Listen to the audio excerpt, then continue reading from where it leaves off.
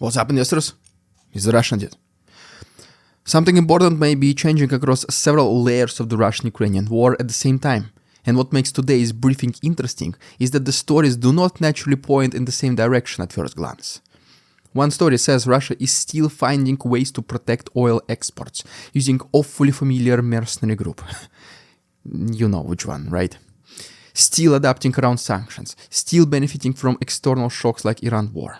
Then another story says Ukraine is still under major pressure on energy infrastructure, still waiting on Western money, and still dealing with the diplomatic track that has slowed down.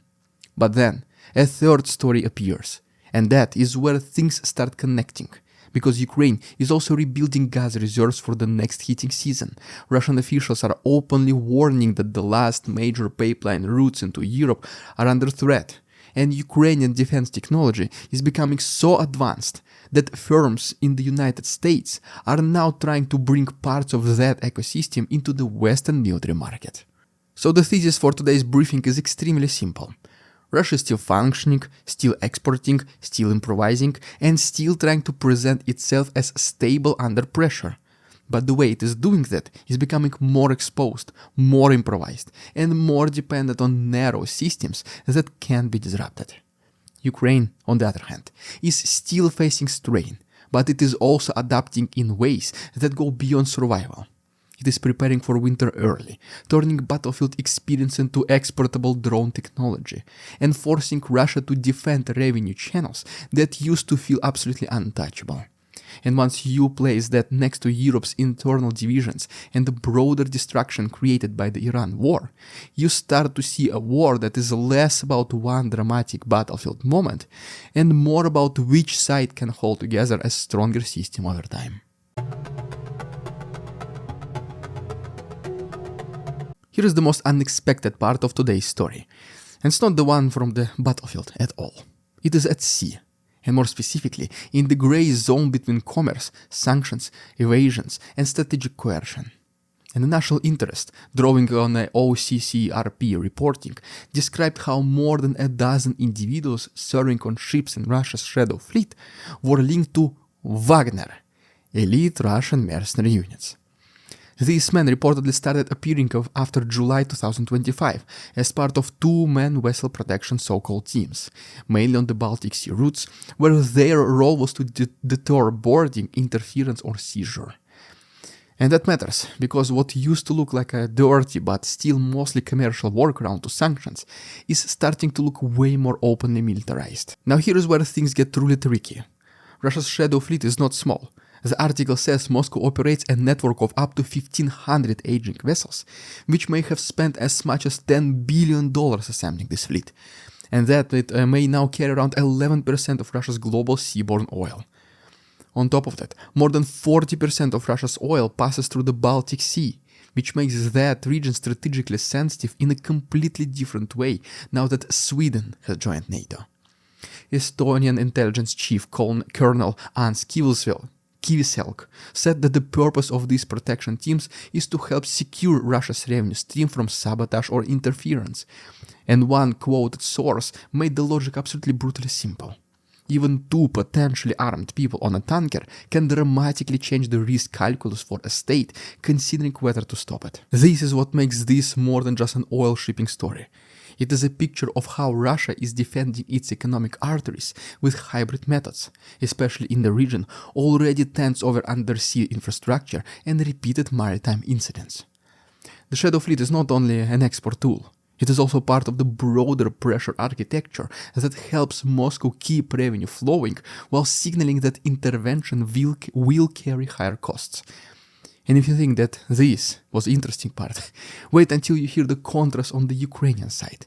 Because while Russia is hardening old export routes through improvised coercive methods, Ukraine is trying to rebuild an entirely different kind of resilience around its own energy system. And by the way, guys, recently I discovered another very interesting video from Ukraine, a combat footage to be precise. So if you're interested, please go ahead and check my Patreon, the most recent post there. The link is down below. Thanks so much. Now let's continue. In just a second, I will reveal something most people overlook when they hear about strikes on Ukrainian energy infrastructure. The easy assumption here is that damage automatically translates into collapse. But resilience stories are usually quieter, and today's Reuters reporting is a very perfect example.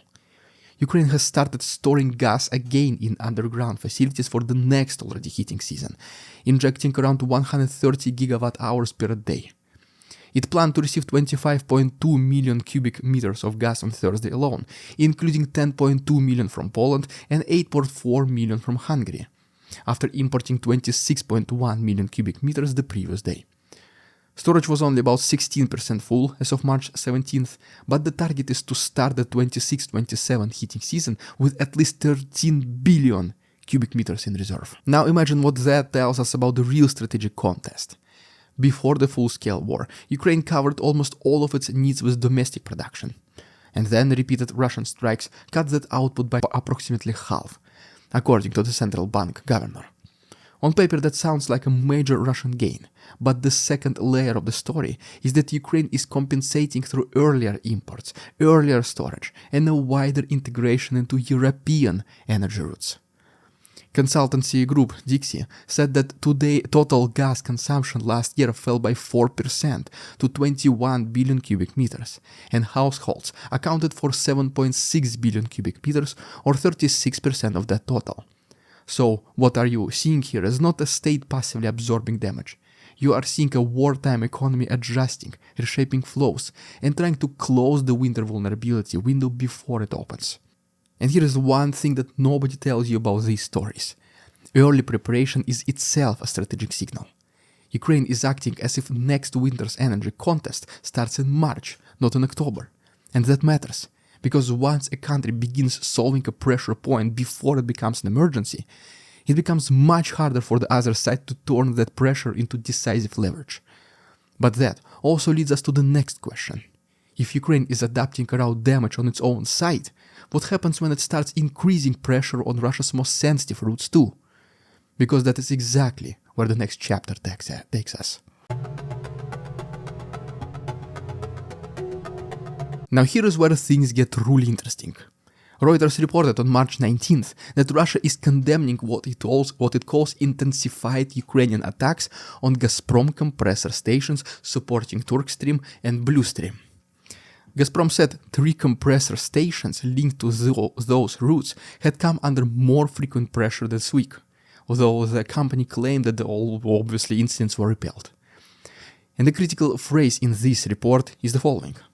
These are Russia's last remaining pipeline routes serving Europe. Last remaining. That means the range of routes Moscow truly cannot afford to lose has narrowed dramatically. Dmitry Peskov framed the situation as a threat to critical infrastructure and international energy routes, especially during what he called a period of extreme destabilization driven by the Middle East war. But here's the catch. Russia wants the world to see this as a reckless destabilization caused by Ukraine, while ignoring the obvious reality that Moscow itself has spent years treating energy systems as strategic instruments and has repeatedly targeted Ukrainian energy assets. So, when the Kremlin suddenly speaks the language of infrastructure stability, it is worth remembering that this concern becomes very loud only when the pressure starts moving towards a much smaller set of Russian arteries that still bring in money and influence. This is where the strategic meaning becomes even bigger than the immediate event. Even if physical disruption remains limited, perceived vulnerability can change government behavior, insurance costs, and the political atmosphere around those routes. Once a pipeline starts looking uncertain, customers start asking way harder, much harder questions. And when that uncertainty lands on the same routes Moscow now relies on the most, it becomes part of a broader story of a concentration risk. Russia still has leverage, but more of that leverage is sitting in fewer places. And if you think that this pressure story stops here, well, it doesn't. Because Moscow is responding not by admitting weakness, but by insisting it can still function normally in global markets. Let's talk about it in more details in our next chapter. Let me tell you a secret most people don't know about sanction stories. They are almost never as clean as either side wants them to look. Reuters reported that Deputy Energy Minister Pavel Sorokin said Russia would continue supplying energy at market prices despite Western sanctions, using what he called mutually acceptable payment practices. Speaking in New Delhi, Sorokin argued that Russia and its partners were working on a mutually beneficial basis, and Reuters noted that demand for Russian exports had risen as the Iran war trapped part of that global supply in the Gulf. In other words, while one Russian story is about threatened pipelines, another Russian story is about continued commercial adaptation.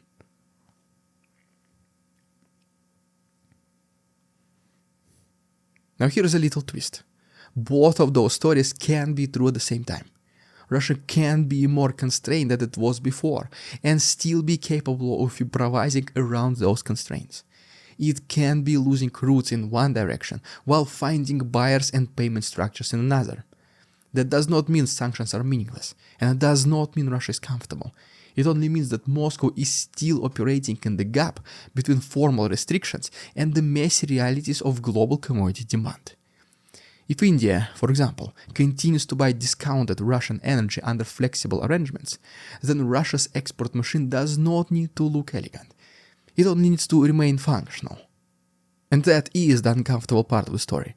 Russia's system is increasingly rougher, narrower, and more politically costly, but it is not frozen. It adapts, it reroutes, it hides behind market incentives and global volatility, which makes the next chapter even more important. Because while Moscow is improvising around sanctions with older sectors like oil and gas, Ukraine is building leverage in a very different domain altogether, which is the defense technology.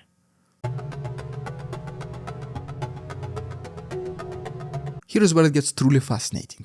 Reuters reported that Erik Prince, the founder of Blackwater, is backing Ukrainian drone software firm called Swarmer and wants to help bring Ukrainian defense technology to the US military.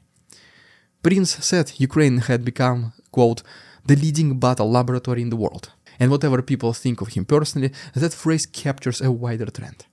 After 4 years of war, Ukrainian companies are not just using drones and electronic warfare systems.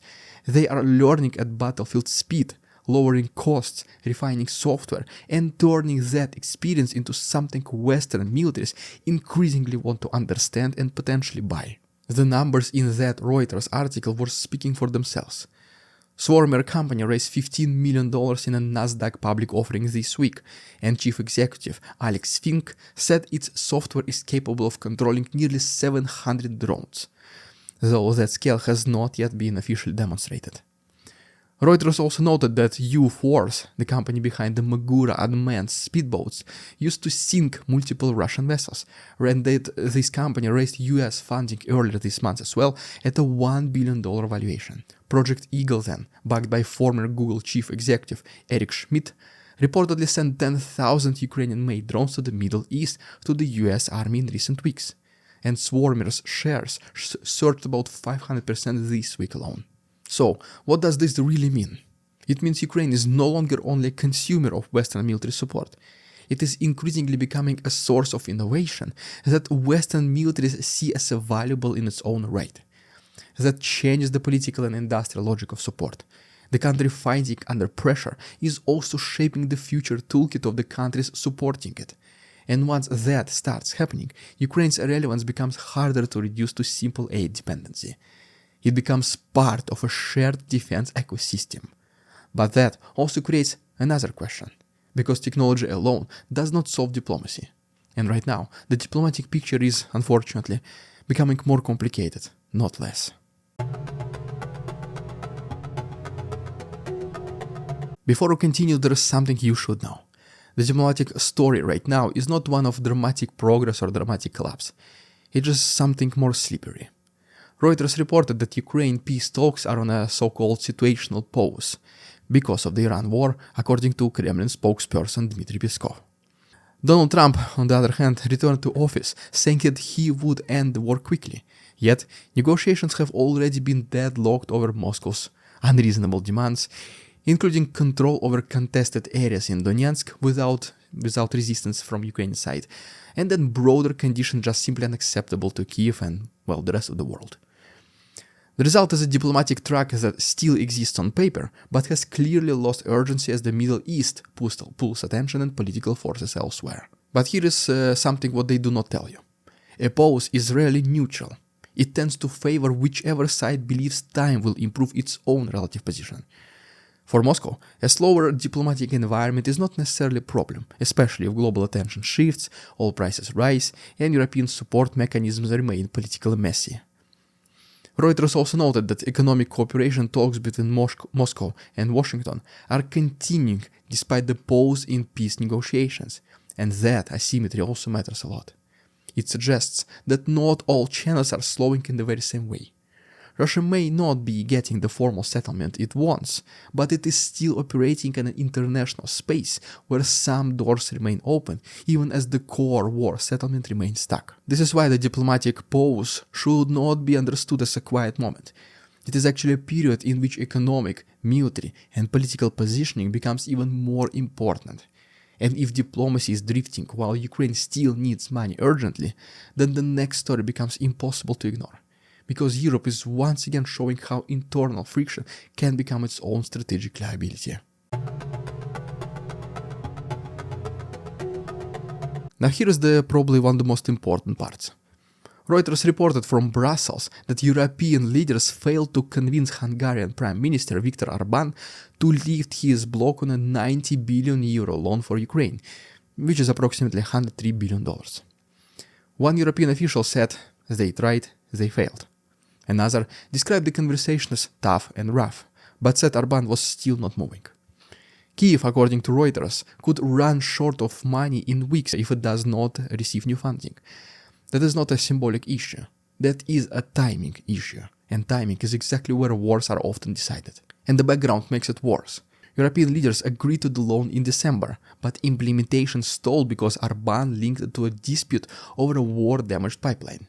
He maintains friendly ties with Russia and has repeatedly clashed with Vladimir Zelensky, and then even Dutch Prime Minister Rob Jetten called the veto unacceptable and said that support had to arrive as quickly as possible. The problem here is not simply that Europe disagrees. The problem is that Europe continues to discover that a single internal holdout can and most likely will slow down assistance even after political leaders have already publicly committed to it. And that creates a broader strategic question. What matters more, the size of Europe's packages or the reliability of their delivery? Because Russia does not need Europe to abandon Ukraine entirely. It only needs enough delay and enough procedural friction that every major support decision arrives later than Kyiv can comfortably afford. That is why a single blockade matters so much. It is not just a European political drama. It becomes part of the war's material timeline. And if that sounds like bad news for Ukraine, well, the next chapter complicates the picture again, because another external factor is now temporarily improving Russia's room to maneuver.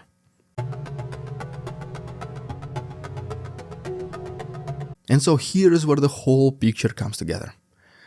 Reuters reported that global markets fell and oil prices jumped as the war involving Iran escalated, with Brent crude rising 4.5% to $112.21 per barrel after earlier moving above $119, while US crude climbed to $98.7, and the market response was driven by fears around attacks affecting Iran's South Pars field, the world's largest gas plant in Qatar, and oil refineries in Saudi Arabia and Kuwait.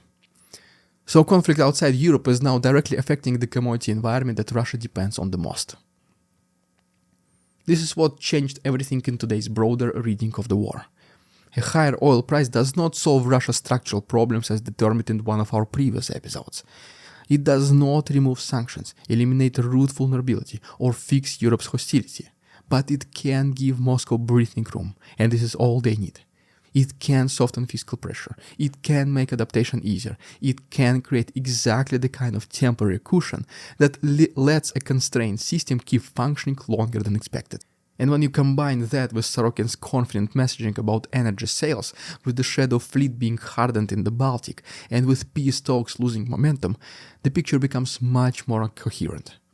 Russia is not escaping pressure, it is buying time under pressure. At the same time, Ukraine is not standing still either. It is rebuilding gas storage months ahead of the next heating season, integrating more deeply into European supply lines, and developing military technologies that increasingly matter far beyond its own front lines. That contrast is probably the most important takeaway from today's briefing. Russia still has leverage, but more of it now depends on improvised networks, price shocks, and defended choke points. Ukraine, on the other hand, still has vulnerabilities, but more of its strengths now lie in adaptation, innovation, and integration. That is why all of this is not just another collection of headlines. It is a snapshot of two very different wartime systems. Russia is still functioning, but increasingly through narrower routes, rougher methods, and external conditions it cannot fully control. Ukraine is still under strain, but increasingly through resilience, earlier planning, and technologies that are starting to matter well beyond Ukraine itself. And the West is still central to the outcome, but its own delays, distractions, and internal divisions remain a major part of the story. So guys, if you want more daily briefings like this, please subscribe and stay with me for the next one.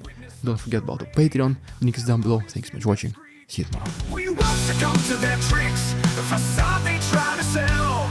Their twisted words and feeble claims on us all they cannot quell. We see through their lies, their feeble attempts to sway.